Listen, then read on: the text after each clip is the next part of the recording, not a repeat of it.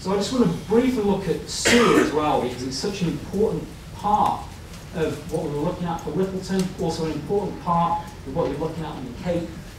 We did a full cost and carbon metric evaluation for different sewering options for Littleton. We looked at step systems, we looked at gravity systems, we looked at low pressure grinder systems.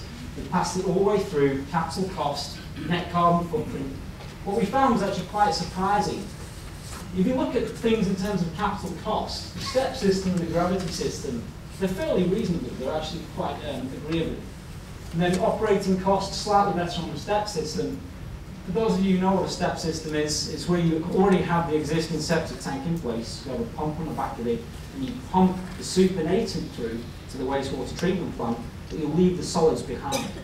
Now, one of the big things about leaving the solids in the septic tank, rather than shipping them out, is that a large amount of that degrades naturally, anaerobically, and forms methane gases.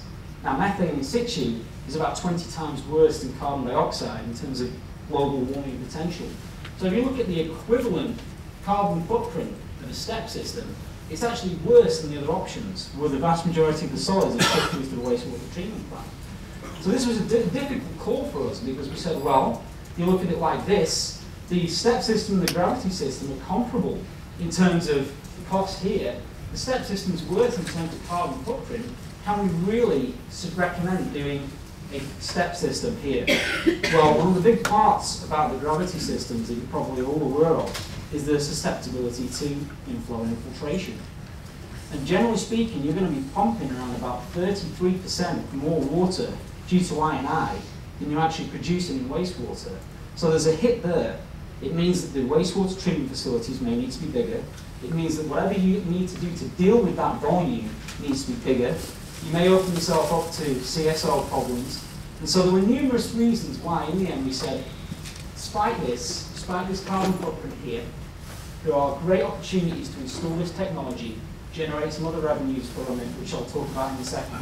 This is the right solution for Littleton in terms of the cost, in terms of everything else.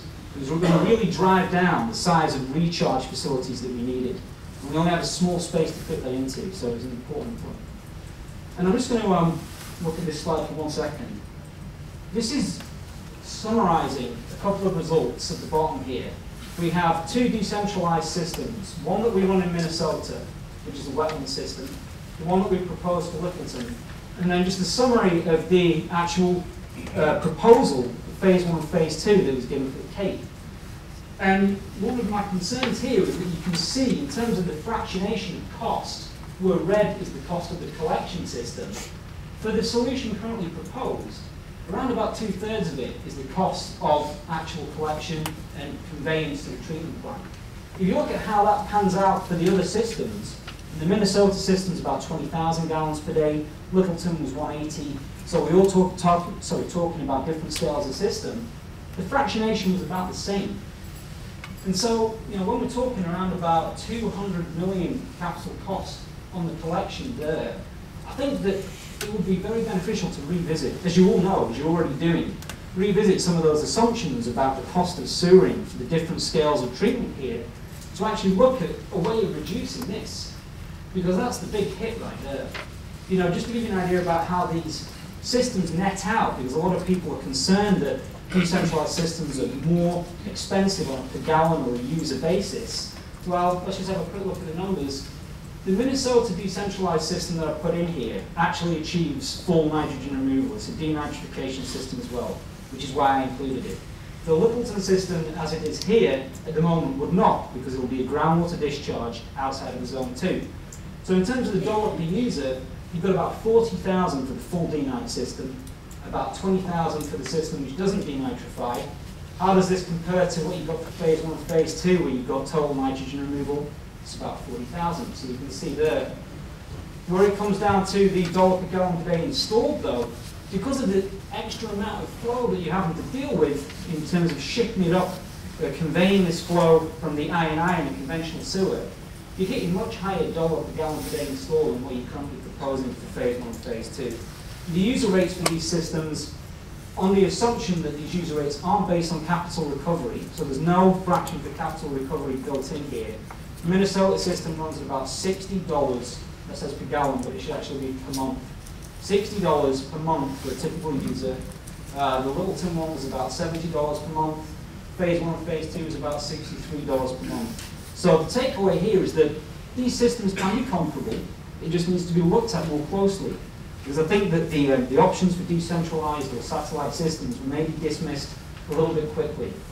And one of the biggest parts here, well, obviously the largest component of the cost, like we say, is collection, is the need to be moving a lot of the water that you have to the Cape up towards, away from the areas from which it's produced. And we're discharging here into Zone 2 areas, Zone 1 and Zone 2, which means that we're having to meet much stricter limits on TLC. Thank you.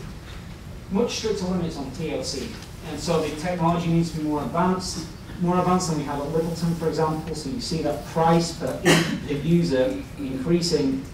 Is there another way? Can we dispose or recharge that treated effluent in a different way? And I think that's an opportunity for revisiting. So I'm just going to look very quickly about how we incorporated affordability measures into the system for Littleton. We came up with a cost based on everything else, and we said, right, if we want to bring this down and integrate infrastructure for energy, for water reuse, what could we do there? Well, we saw that if we built something which was like 2 dry ton per day on our other digester, we'd be able to reduce user rates from, say, about $85 per month by $15 per month down, around about $70 per month.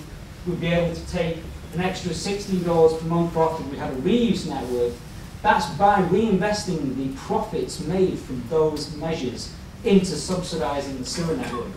So just very quickly, because this is new development, there are large opportunities to reuse water. In fact, we can reuse around about 40% of non-potable applications, such as toilet flushing, building cooling. And if we price the cost of non-potable water slightly lower than potable, there's the potential for Littleton to generate about $140,000 per year of profit from about 85,000 gallons per day of reuse water. That's that much less water that they need to dispose of into the ground as well. So recharge facilities get shrunk down too. What about energy integration? Well, one of the measures we had to do was do a full survey of potential organic waste, wastewater solids, septage, food waste in Littleton, and look at realistic opportunities to produce biogas from this in an anaerobic digester. We saw that there was around about 2 dry tons per day of potential capacity. So that's this line here. Well, we're going to be producing around about 1 million kilowatt hours per year from that, with the potential to produce from different revenue sources, tipping fees, RECs, and also the sale of power, somewhere in the region of $200,000 per year of operating profit, which can be passed straight into subsidizing the sewer network. And so, just to show you how the optimization of economic feasibility occurred in the last stage of this study, we had a baseline which incorporated all of our ideas. So this was doing a phased approach, so building this thing in 5 pieces instead of all up front, where we had subsidy from biogas, tipping fees, and water reuse. And we saw that if it was municipally funded, we'd be hitting around about $37 per month for a typical user fee, once it was all included. We went through all the different variations. The one I want to point out to you at the bottom is this one here. So this parameter variation here is looking at what happens if we don't achieve projected growth. Well, if first of all we've gone down the route of doing a smart sewer phasing approach, where we split it into 5 systems, we would need to increase user rates from $37 to $61 per month to compensate. But if we'd installed all this capacity up front, all at once, 182,000 gallons per day, and then achieve 50% growth, we'd have to increase it to $127 per month to actually achieve compensation. Just to show you how that compares with the private ownership model, because this is a serious outcome of the study, these bottom 2 lines here look at the opportunity for private ownership. These are the 2 that were in there before, the baseline at 37, what it might look like under a conventional utility model, about $100 per month. If we did smart phasing, we were able to secure SRF funding at something like a blended cost of debt at about 8%. We're going to have to hit the typical user rate of about $90 per month. What does this do? It shifts all risk away from the town to the private entity, but there are higher user rates because the cost of private debt is much higher than the cost of municipal debt. And that's the way that this pans out. If we can't get SRF funding, and we have to do this purely with private backing, we're going to be talking about a 12% discount factor. This is going to come out around about $148 per month. So it's expensive. But there might be a way of doing this where we can achieve the best of both worlds if we approach it along the P3 model, where the town actually retains some of the ownership and we take financial and performance risk. So this is the stage that we're at with Littleton now at the moment. We've said to them, look, we've found a way, technologically, economically, of doing this system for this size of community. We're going to see social needs met based on the survey. We're going to see environmental requirements and benefits occurring. This is all summarised here. So the question is now, which one of these models do we go down? What's that final user rate going to look like? Is it $37 and the town assumes the risk? Or is it closer to $90, $100, where the town assumes ownership, the private entity can come in at P3 and assume some of the risk? And so I think that's my time for today.